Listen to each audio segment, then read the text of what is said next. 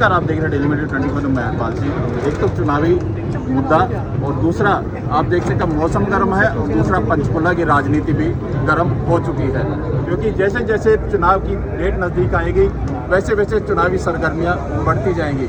लेकिन हम इस समय पहुंचे हैं कांग्रेस के खेमे में और जनता के मुद्दे की बात लेकर यहाँ पर पहुंचे हैं कि जनता को क्या चाहिए और कौन प्रत्याशी उनकी जो मूलभूत सुविधा है उनको पर्याप्त करने में खरा उतरेगा। और आज इसी मुद्दे को लेकर हम पहुंचे हैं कांग्रेस के मेयर उम्मीदवार सुधा भारद्वाज जी के पास। नमस्कार कैसे मैं पहले तो चैनल का आपका स्वागत करते हैं। दूसरा ये है कि जैसे मैं बहुत सारे अभी जैसे चुनावी सरगर्मी बहुत बढ़ेगी, अब धीरे धीरे गर्मी तो रहेगी, चुनावी गर्मी ज़्यादा रहेगी, तो जनता के बहुत सारे सवाल होते हैं, तो हम ज़्यादा आपका समय नहीं लेंगे। सिर्फ ये बताइए जनता की सुविधा को दिलाने के लिए आप कैसे करोगे? हमेशा जनता के बीच में रहूँ और जनता की समस्याएं जनता के द्वारा ही उनके समाधान ढूंढे और पूरे किए जाए। पिछले 5 साल जनता ने ज़्यादा दिक्कतें सहन करी हैं, क्योंकि ये पंचकुला दिन ब दिन ग्रेड जो डाउन होता जा रहा है। कभी यदि बाहर से कोई व्यक्ति आता था तो ये कहता था हम स्वर्ग की सिटी में पहुँच गए, यानी कि पंचकुला पहुँच चुके। लेकिन आज यदि कोई आता तो कहते यार इससे बढ़िया तो हमारा गांव है, हम नर्क में आ गए। उस नर्क को दोबारा स्वर्ग में लाने के लिए आप क्या करेंगे? चारों तरफ अगर हम नजर घुमाएं पंचकुला में, और अभी मैं सीनियर सिटीजन से मिल के आई और उससे पहले मैं 19 सेक्टर में गई, तो वहाँ का अगर आप नज़ारा देखें 25 सेक्टर में गई और 19 तो नज़ारा देखें तो बहुत ही बुरा हाल है। तभी इसी की वजह से 71 में पैदा 219 में पैदा पंचकुला आ गया। तो ये 5 साल में किया क्या? 5 साल में ट्रिपल इंजन की सरकार, केंद्र में भी इनकी सरकार, राज्य में भी इनकी सरकार, मेयर भी इनका, तो फिर कार्य क्यों नहीं होता? विलम्ब तभी होता है जब ऊपर की सरकार कोई दूसरी पार्टी की होती है तो वो उनको तवज्जो नहीं देते, पहले अपनी पार्टी की सरकारों के काम करते हैं। तो अब तो इनके पास ये भी बहाना नहीं है। ट्रिपल इंजन की सरकार होने के बाद भी लोग क्रम से तो अलग नहीं जा सकते ना। सड़कों का बुरा हाल क्यों है? पानी की व्यवस्था क्यों नहीं है? बिजली की व्यवस्था भी कांग्रेस अभी कुछ नहीं रहा हमारे। क्यों सीवरेज का पानी जो है जब बारिश का मौसम होता है उसमें खराब हो जाता है, चलने के इस तरह का जब हालात हम पंचकुला को देखते हैं। पंचकुला और मोहाली जो है इकट्ठे ही स्टार्ट हुआ है। मोहाली कहाँ पहुँच गया और पंचकुला जो है डाउन डाउन डाउन। अब एक जैसे महिलाएं हैं, महिला का मुद्दा भी आजकल बीजेपी ने उठाया था कि 33% का वो आरक्षण का मुद्दा, और महिलाएं ही ज़्यादातर देखने को मिलता है कि हर मैदान में महिला ही भागीदारी होती है कि उतार चढ़ाव कहाँ आना है। तो महिलाओं को कैसे आप सुविधा दे पाएंगे?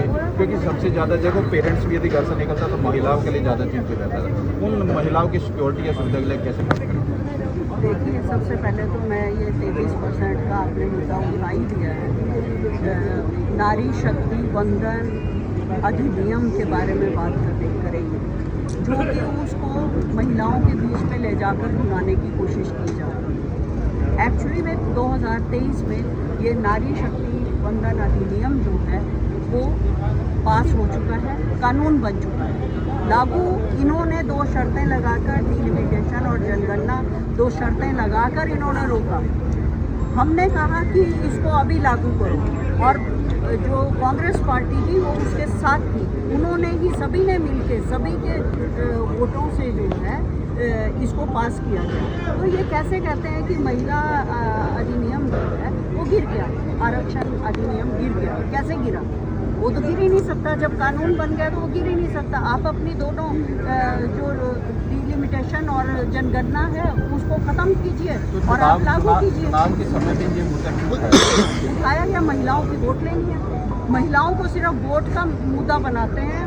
बहुत शर्म की बात है, जहाँ नारी वंदन की बात करते हैं और इस तरह से वोट का मुद्दा नारी को बनाते हैं, तो बहुत शर्म की बात है। और जहाँ नारी की सुरक्षा की बात है, महिलाओं की सुरक्षा के लिए CCTV कैमरे होने चाहिए, लाइट्स का प्रॉपर प्रबंध होना चाहिए, कहीं भी अंधेरा नहीं होनी चाहिए, ताकि कहीं भी अंधेरे का लाभ उठाकर अपराधी जो है महिलाओं के साथ कोई अपराध ना हो सके। तो सबसे ज़रूरी महिला सुरक्षा के लिए ये दोनों चीज़ें बहुत ज़रूरी हैं। मैम आजकल महिलाएं जो गहने डाल के भी नहीं जा सकते, सिक्योरिटी वही पूछ रहा हूँ एक बार फिर क्वेश्चन है कि सिक्योरिटी पर्पज से क्या इंतजाम करेंगे? सिक्योरिटी पर्पस पे जो है पुलिस को पूरा राउंड पे रखा जाएगा ताकि वो राउंड पे रहें और महिला कोई भी जा रही है कर रही है तो उस पर उनको साथ के साथ वो मिल जाए। एक शिक्षा का मुद्दा देखो, हर एक घर पे गरीब परिवार है और सरकारी स्कूल में देखो पढ़ा सकता है, लेकिन यदि किसी की इच्छा प्राइवेट स्कूल में जाने की है वो जा नहीं सकता, तो वो जा नहीं सकता। क्या उस पर भी कोई कार्य होगा? फीस इतनी बढ़ा दी है पहले जो था कोई ज़्यादा फर्क नहीं था सरकारी स्कूलों का और प्राइवेट स्कूलों का।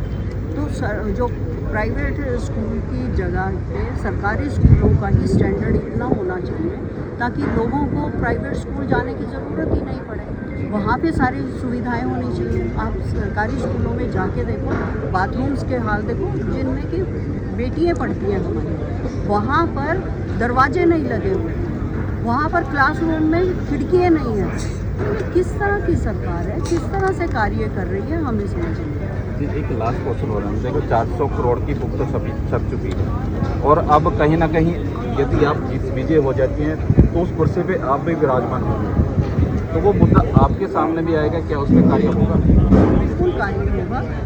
जैसे कि 400 करोड़ का बजट है पंचकुला का, तो जो वो बजट है और जो नगर निगम का पैसा है वो इकट्ठा मिलके जनता की भलाई के लिए, जो जनता के मुद्दे हैं, जो जनता की परेशानियाँ हैं, उनको दूर करते हुए इस्तेमाल होगा और बड़ी ईमानदारी और पारदर्शिता से कार्य होगा। सभी को पता होगा उसका क्या कार्य हो रहा है और क्या नहीं हो रहा है, तो पूरी सभी को उसकी नॉलेज होगी। तो जैसे आपने सुना, विषय में हम सुधांशु भारद्वाज जी हमारे साथ थे और चुनाव सरगर्मियाँ तेज हैं, लेकिन फैसला जनता ने लेना है। तो जनता से हम अपील करते हैं, जहां आपको लगता है कि कौन सच्चा है कौन झूठा, 5 साल पिछले आपने देख चुके हैं, आगे का समय किसको देना है वो सब कुछ आपने तय करना है, क्योंकि वोट की पावर आपके पास है। आगे के मुद्दे भी आपके सामने रखते रहेंगे, हर एक की चर्चा आपके सामने बयान करते रहेंगे। तब तक के लिए नमस्कार, जय हिंद, जय भारत।